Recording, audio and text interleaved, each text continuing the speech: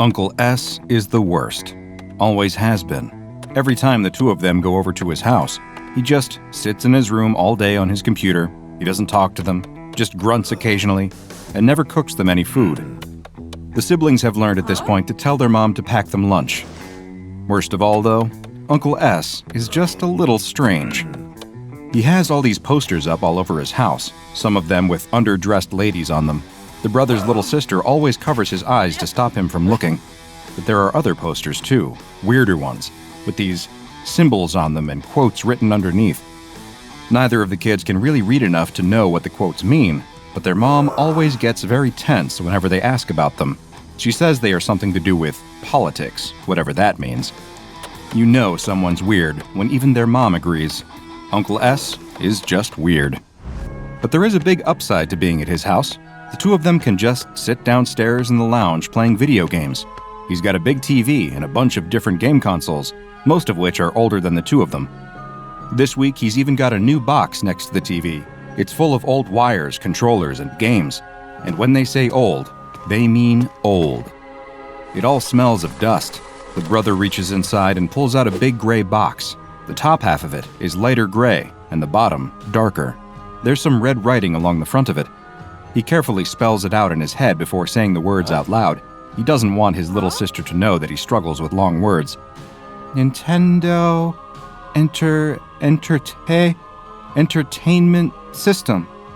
His little sister huffs and sits on the sofa. She doesn't want to play that stupid thing. It looks old, and the dust is making her sneeze. This whole house is dirty and gross. The TV and games consoles are the only nice thing in here. Why would she want to play with the gross one? The brother ignores her and tries to plug it into the TV. Wait, where's the HDMI on the back of this thing? He gives up pretty quickly. On the sofa, his sister switches on the TV and grabs the Xbox controller. The familiar Cuphead music fills the room. They turn it down quickly. Can't be annoying Uncle S, who's sitting upstairs on his computer. Why does she always want to play Cuphead? It annoys her brother so much. They can't even beat the first level. It's way too hard. She chooses two-player, and Cuphead and Mugman both appear in the field, sunflower men parachuting down around them. "You're up!" the announcer yells on the screen.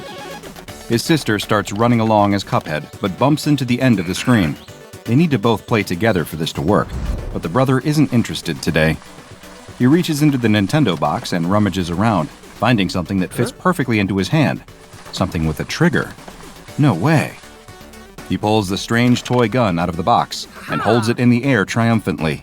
It's gray, matching the NES console, with an orange trigger and the word Nintendo written on the side in that same red writing. A cord dangles out of the bottom of it. Immediately, he spins around and points it at his sister and shoots. Nothing happens. No noise, no lights. She just sits there and scowls at him. Fine.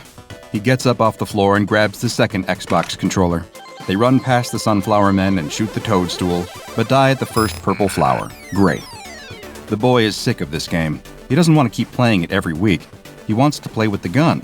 Imagine what games he could play with that. He picks it back up. Cuphead and Mugman respawn, and the music starts over again. Very carefully, he peers down the barrel and takes aim at Cuphead. He squeezes the trigger. Bam! A puff of smoke, and Cuphead turns into a red ghost, pink heart beating. Wait, how did that happen? His sister didn't run into anything. She yells at him. That wasn't fair. The brother is very confused. He looks back down at the gun. It wasn't even plugged in, and it wasn't an Xbox gun. So, how come it worked? He points it at Mugman and shoots. Bam! Another puff of smoke, and Mugman's ghost floats off the screen. The menu pops up, and the brother hits retry. The level starts again. The music kicks off, and the announcer yells, but Cuphead and Mugman aren't there. His sister wiggles the stick a few times. Nothing. The characters don't appear. What are you doing? Keep playing, she yells at him. But the brother can't see any characters left on the screen. Why is she pretending to see them still? Footsteps creak the floorboards above their heads. Uh-oh, now they've done it. Uncle S appears on the stairs, scowling at them both. Immediately, each sibling points at the other one and blames them. Uncle S doesn't say a word. Instead, he glares at them as he walks over and snatches away their controllers. He turns and goes back upstairs. No more video games. No fair. The two of them slump on the couch, arms crossed, not saying anything. The NES Zapper sits between them.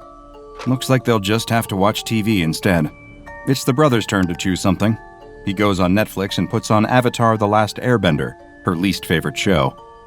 The opening credits roll, telling them all about the Fire Nation's attack. His sister snatches the gun up from the seat and points it at the screen, aiming at all the characters that pop up. Her brother ignores her. She's just being silly again. The episode starts. Aang is in a city in the Earth Nation, walking around a market surrounded by... His sister squeals. He looks at the TV, confused.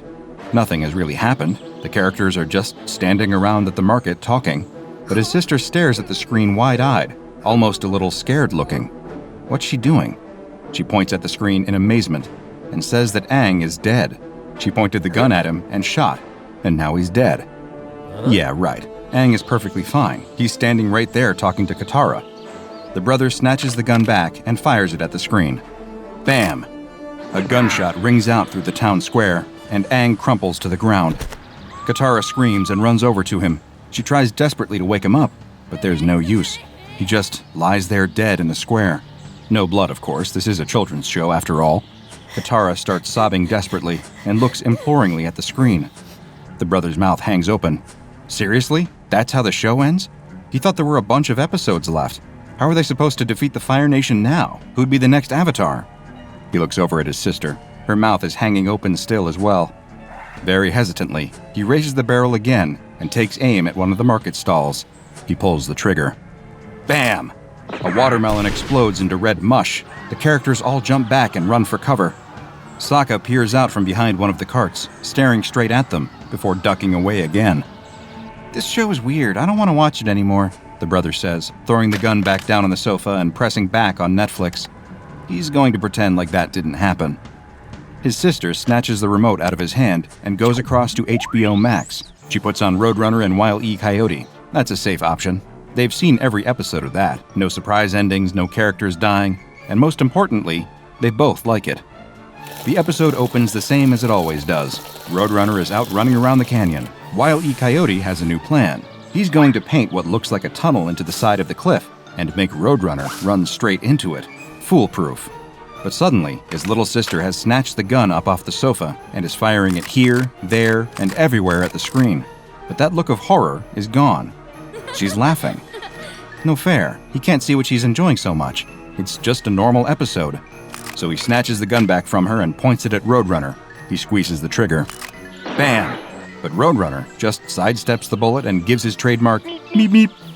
He fires again. Bam, bam, bam! But every bullet seems to miss Roadrunner entirely, who dashes off into the sunset as out from the bush creeps a very injured Wile E. Coyote, bullet wounds all over his body. He scowls at the brother and trudges off down the road, walking straight into the fake tunnel he painted. After a moment, the brother breaks out in laughter too. This gun is amazing.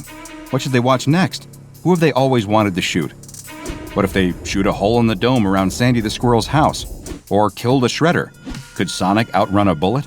Or what about all those silly children's shows his sister watches? Could he finally get those characters to stop singing all the time?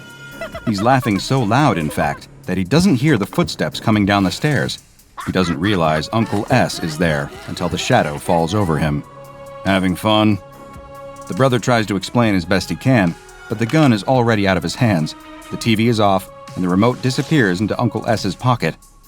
In a grump, the two children sit there bickering quietly until their mom comes to get them an hour later.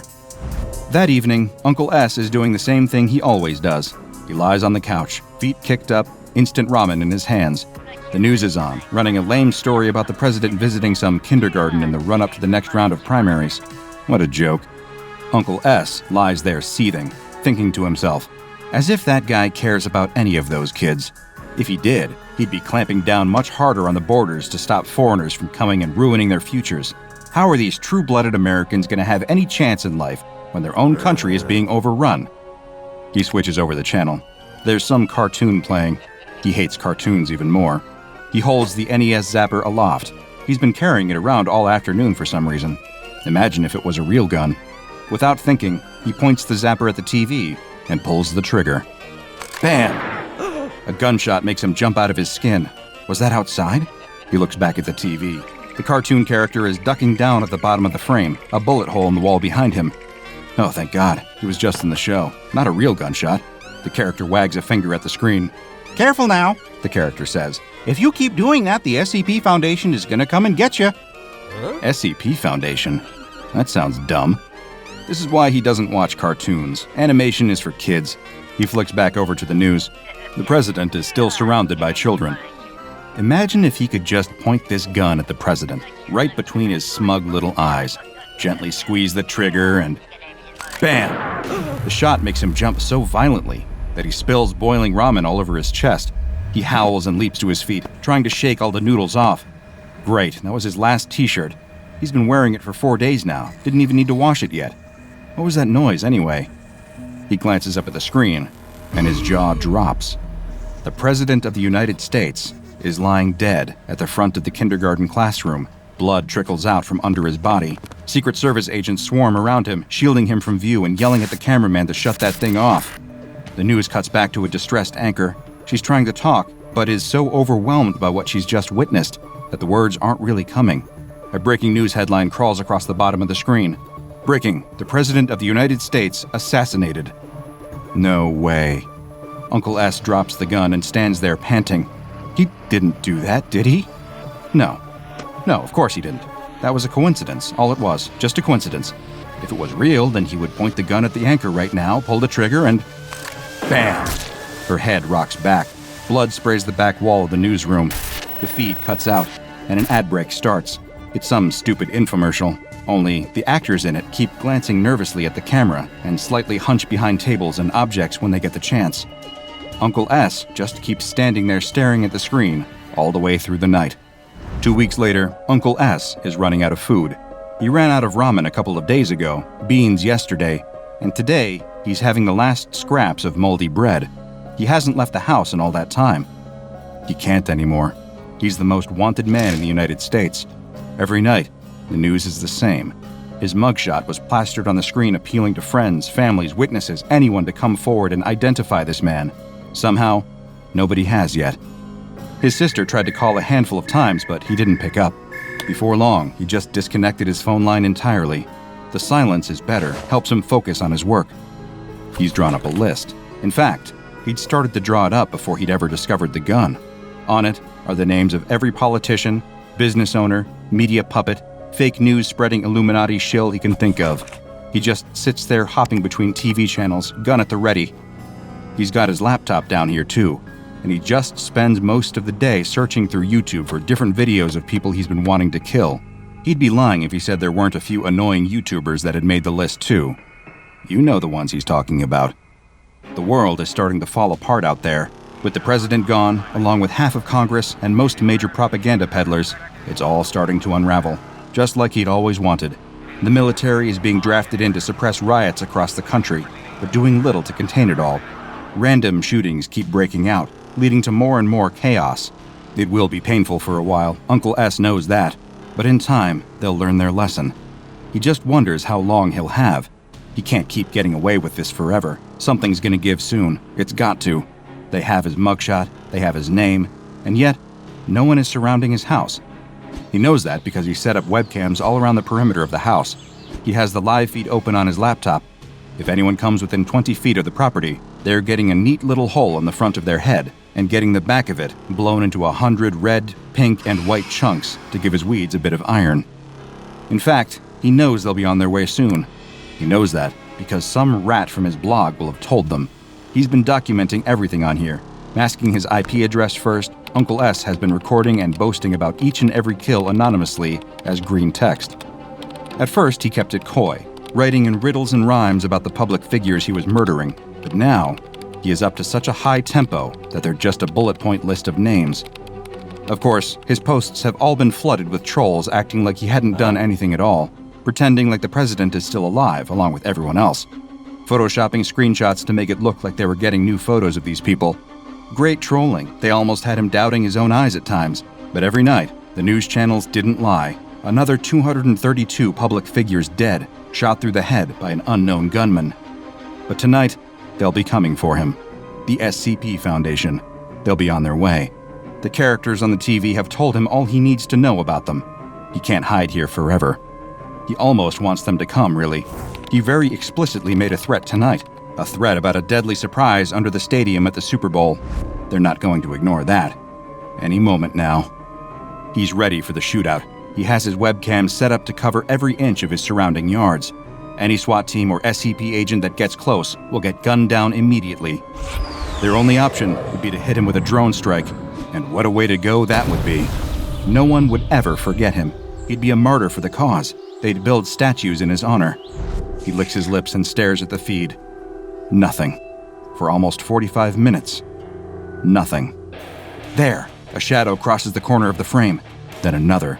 A gun points into the shot. They're here. A team of them by the looks of things. He can see their shadows lining up along the sidewalk out by the front of his house. He'll wait. He's gonna wait for them to all line up nicely in the shot, then open fire. He's been practicing so much that his aim's gotten pretty good. Clean shot to the head, one by one. Now. Bam, bam, bam, bam, bam. The gunshots ring out one after the other as he fires at the laptop screen. He catches each of the SCP agents cleanly through the head, one after the other. A couple break for cover, but there's no hope. Bam, bam, bam. He picks each of them off. He makes sure to shoot the last man in the leg and sits quietly for a moment, watching him crawl across the lawn. Uncle S raises the barrel and points it at the man's head. He squeezes the trigger. Crash! The front door flies open, and Foundation field agents flood his house. But how can that be possible? He just killed all of them outside the front door. He watched them die. How are they still here? He looks incredulously out of the front door into the yard. No blood, no bodies, no evidence of what had just happened. The SCP agents swarm around him, guns raised and barking orders. He snaps back to reality and panics, throwing his arms in the air and letting the toy gun drop limply to the floor. I did it. I killed the President of the United States. It was me. He starts crying as they handcuff him and press his face into the carpet. The agents question him, confused. What is he talking about? The president is alive and well. He's in the middle of his next election campaign, doing better than ever in the polls. I killed them. I killed them all. It was me. Again, the agents are perplexed. As the uniformed men drag him outside and throw him into the back of the van, he can't help but wonder why everything seems so peaceful out here. Where has his apocalypse gone? The doors slam shut. In this moment, I am very much hoping that no one viewing this video is in possession of SCP-674, or an equivalent weapon currently unknown to the Foundation. You see, while SCP-674, otherwise known as the Exposition gun, poses no threat to me in the real world, it could have a nasty effect on your perception of reality. The Exposition gun appears to be an entirely normal Nintendo Entertainment System Zapper. As far as the Foundation can tell, it matches up perfectly with other models released in North America from around 1985. You can take the Zapper apart, examine each plastic and electronic component individually, reassemble it, and you will fail to see anything out of the ordinary for this video game peripheral. And yet, if you were to hold this gun up to your screen right now, point it at me, and fire, you would hear a gunshot ring out and watch me collapse in my chair, dead. For the rest of the duration of the video, you would watch me sit here in silence. Videos would continue to upload to this channel, but each of them would probably just show my corpse as it slowly rots away in this chair. To anyone else, however, it would be business as usual as I uncover more horrifying, unnerving, fascinating, and bizarre tales from the SCP Foundation. The Exposition gun only works on its user, forever altering the reality they perceive through whichever digital screen they fire at. If they shoot the president, as Mr. S did, then in the continuity of any news program they watch, the president will forever be dead. The same applies to fictional shows as well. If the main character dies off, a sidekick steps in to take their place, and the story changes accordingly. It is to be noted that each show or movie follows its own internal logic, however. The children were unable to shoot Roadrunner because he always gets away, but in classic cartoon fashion, all of their missed bullets ended up hitting a very forlorn Wile E. Coyote. In this context, however, the gun was proved not to be fatal, as in the universe of that show, explosions, electrocutions, falls from cliffs, and drownings can never kill the coyote, so of course a gunshot would be no different. What is most interesting, however, is the gun's apparent awareness of the SCP Foundation. Users who fire the gun into the camera frequently will find characters soon breaking the fourth wall and warning them to stop it soon, for fear of being caught by the Foundation. Perhaps most chilling and still unexplained to this day was Mr. S's ultimate demise. Between rounds of questioning, he was locked in a cell with a lone security camera watching him. Mr. S was observed conversing with the camera frequently, apparently hearing replies, though none could be heard in any of the recordings. Over time, these debates grew more and more aggressive until, all of a sudden, he was shot down in his cell. Researchers and agents rushed in, but were too late. 3 .38 caliber bullets were lodged in his chest, with no evidence of a shooter in sight. The man died on the scene, and researchers have since been wary about experimenting too much with the exposition gun. If you want to support this important mission while also getting influence over the anomalies we cover and an exclusive look behind the scenes, check out the DrBob Patreon and become a junior researcher today. Now go and watch another entry from the files of DrBob, like SCP-923 Rogue Satellite, a useful tool for another unique anomalous weapon. And make sure you subscribe and turn on notifications so you don't miss a single anomaly as we delve further and further into the SCP Foundation's classified archives. And if you want to support this important mission, check out the DrBob Patreon and become a junior researcher today.